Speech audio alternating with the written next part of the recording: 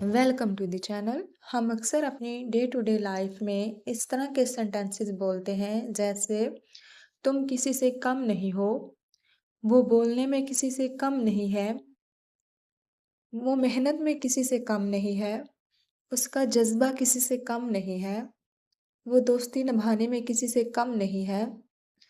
इस तरह के सेंटेंसेस अक्सर हम तब बोलते हैं जब हम किसी की खूबी, किसी की खामी या फिर किसी की तारीफ करना चाहते हों, तो तब हम इस तरह के सेंटेंसेस का यूज़ करते हैं।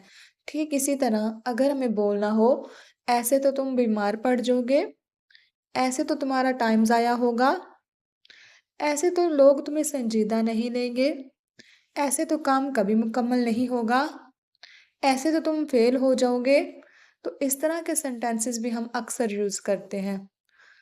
आज के लेसन में हम सीखने वाले हैं कि इस तरह के सेंटेंसेस को हम कैसे ट्रांसलेट करते हैं। तो वीडियो को कंप्लीट वॉच कीजिएगा, ताकि आपको जब भी इस तरह के सेंटेंसेस बोलने हो तो आप इजीली इनको इंग्लिश में ट्रांसलेट कर लें। तो शुरू करते हैं आज का लेसन। सबसे पहले बात कर लेते हैं तुम किसी से कम नहीं हो वाले सेंटेंसेस। इस तरह के सेंटेंसेस को ट्रांसलेट करने के लिए सबसे पहले हम यूज़ करेंगे सब्जेक्ट, इसके बाद हेल्पिंग वर्ब आ जाएगा, प्लस हम सेकंड टू नन का यूज़ करेंगे या फिर नॉट लेस देन एनीवन। दोनों का मतलब होता है किसी से कम नहीं। इसमें जो यूज़ हुआ है THAN देन, इसका मतलब होता है मवाजना करना, और एक होता है THEN देन, ये वक़्त या तरतीब बताने के लिए इस्तेमाल होता है देन। THAN देन का मतलब होता है से या फिर के मुकाबले में, और THEN देन होता है फिर या उस वक़्त। जैसे THN देन की एग्जाम्पल देखते हैं, वो मुझसे लंबी है, she is taller than me, यानी कि इसमें हमने मवाजना करने के लिए हमने इसमें देन का यूज़ किया है, THAN देन। THEN देन की एग्जाम्पल देखते हैं, अगर तुम पढ़ोगे तो फिर पास हो जाओगे, if you study then you will pass. तो यहाँ पे देन का जो यूज़ हुआ है वक़्त बताने के लिए या फिर तरतीब बताने के लिए यूज़ हुआ है THEN देन का। अब बात कर लेते हैं इन्हीं सेंटेंसेस की। तुम किसी से कम नहीं हो, तो इसके लिए हम सबसे पहले यूज़ करेंगे सब्जेक्ट का। सब्जेक्ट इसमें तुम है तो तुम के लिए लिख देंगे यू। इसके बाद हेल्पिंग वर्ब आ जाएगा, तो यू के साथ आर लगेगा क्योंकि ये प्रेजेंट का सेंटेंस है। यू आर नॉट आ जाएगा, फिर लेस देन एनीवन यूज़ कर देंगे। You are not less than anyone, तुम किसी से कम नहीं हो। लेस देन एनीवन की जगह ये भी लिख सकते हैं second to none, you are second to none.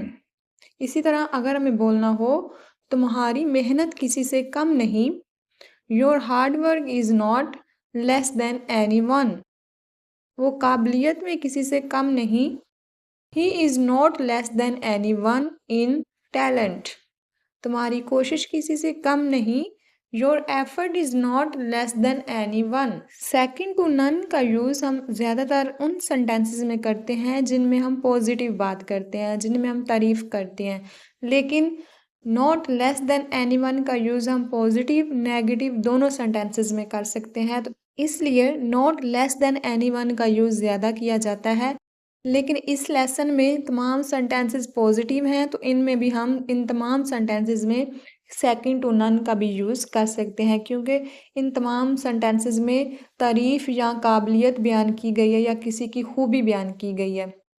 इसी तरह अगर हमें बोलना हो इसका जज्बा किसी से कम नहीं, his passion is not less then anyone's, उसका जज्बा किसी से कम नहीं है, his passion is not less then anyone's, वो दोस्ती निभाने में किसी से कम नहीं है, ही is not less than anyone in keeping friendships, वो दोस्ती निभाने में किसी से कम नहीं है, ही is not less than anyone in keeping friendships.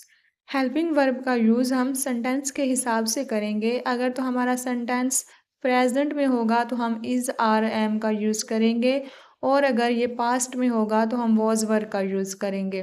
ये लास्ट वाला सेंटेंस आप ट्रांसलेट कीजिएगा, तुम्हारी जहानत किसी से कम नहीं। आई होप आप इजीली इस सेंटेंस को ट्रांसलेट कर लेंगे, क्योंकि बहुत ही इजी मेथड था इन सेंटेंसेस को ट्रांसलेट करने का। अब बात कर लेते हैं ऐसे तो वाले सेंटेंसेस की। ऐसे तो के लिए हम यूज़ करेंगे लाइक दिस, या फिर दिस वे, या फिर if you keep doing this, if you keep doing this. इन तीनों में से आप कोई से भी वर्ड्स यूज़ कर सकते हैं ऐसे तो के लिए। इन तीनों का मतलब होता है ऐसे तो। प्लस हम लिख लेंगे अपना सेंटेंस, जिस भी टेंस में हमारा सेंटेंस होगा उसी में हम उसको ट्रांसलेट कर लेंगे। एग्जाम्पल्स की मदद से समझते हैं कि इस तरह के सेंटेंसेस को कैसे ट्रांसलेट किया जाता है। फर्स्ट एग्जाम्पल है हमारे पास, ऐसे तो मेरा टाइम ज़ाया होगा। ऐसे तो के लिए लिख लेंगे लाइक दिस, मेरा टाइम ज़ाया होगा, my time will be wasted. ऐसे तो मेरा टाइम ज़ाया होगा, like this my time will be wasted. Like this की जगह दिस वे भी लिख सकते हैं और इफ़ यू कीप डूइंग भी लिख सकते हैं। इसी तरह अगर हमें बोलना हो, ऐसे तो वो कभी नहीं जीत सकता, he can never win like this. Like this यानी कि ऐसे तो हम स्टार्ट पे भी लिख सकते हैं और जुमले के लास्ट पे भी। यहाँ पे हमने लास्ट पे यूज़ किया है लाइक दिस का। ही कैन नेवर विन, वो कभी नहीं जीत सकता, लाइक दिस ऐसे तो।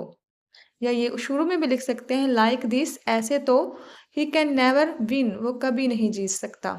ऐसे तो कोई तुम पर भरोसा नहीं करेगा, no one will trust you like this, या फिर no one will trust you this way.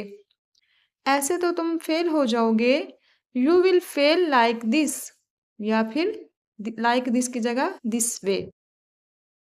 ऐसे तो काम कभी मुकम्मल नहीं होगा, this work will never be completed like this, this work will never be completed like this. ऐसा तो तुम सब कुछ भूल जाओगे, if you keep going like this you will forget everything. यहाँ पे हमने इफ़ यू कीप गोइंग का यूज़ किया है। If you keep going like this you will forget everything. ऐसे तो तुम कभी कामयाब नहीं हो सकते, you can never succeed like this. ऐसे तो लोग तुम्हें संजीदा नहीं लेंगे, people will not take you seriously like this. ऐसे तो तुम्हें कभी मौका नहीं मिलेगा, you will never get a chance like this.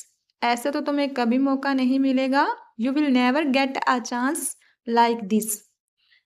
इन सेंटेंसेस में हमने लाइक दिस वे या फिर इफ़ यू कीप डूइंग का यूज़ किया है। आप इन तीनों में से कोई सा भी यूज़ करके सेंटेंसेस को ट्रांसलेट कर सकते हैं। आई होप आज का लेसन भी आपको अच्छा लगा होगा। ये लास्ट वाला सेंटेंस आप ट्रांसलेट कीजिएगा, ऐसे तो तुम अपनी सेहत बिगाड़ लोगे। आई होप आज का लेसन भी आपको अच्छा लगा होगा, कुछ नया सीखा होगा। अगर वीडियो अच्छी लगी है तो वीडियो को लाइक कर दें और चैनल पर न्यू आए हैं तो चैनल को सब्सक्राइब कर लें ताकि हर न्यू आने वाली वीडियो का नोटिफिकेशन आपको मिल सके। मिलते हैं नेक्स्ट वीडियो में। Thanks for watching.